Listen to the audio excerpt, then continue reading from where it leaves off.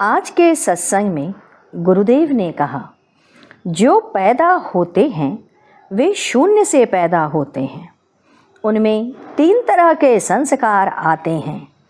कुछ उसके पूर्व जन्म के संस्कार, कुछ माता पिता के संस्कार तथा कुछ प्रकृति के संस्कार होते हैं। जो पूर्व जन्म का संस्कार होता है वह भोग के द्वारा मिट जाता है।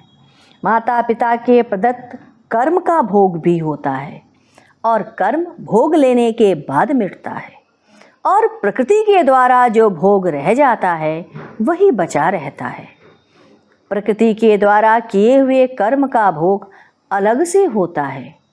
आप जा रहे थे कि अचानक ऊपर से एक पत्थर गिरा और आप घायल हो गए। यह प्रकृति का भोग है। यहाँ से जो लोग भी संसार की तरफ मुख कर लिए हैं, बना लिए हैं या संसार में लग गए, कम से कम आप लोग अपने आप को दृढ़ करके रखें। अपने जीवन में जो कामना रह जाती है वह आपको पकड़ लेती है। दूसरे को अपूर्ण इच्छा जो होती है वही आपके अंदर बसी रहती है। बेटी की शादी हो जाती है, वह आपको पकड़ लेती है।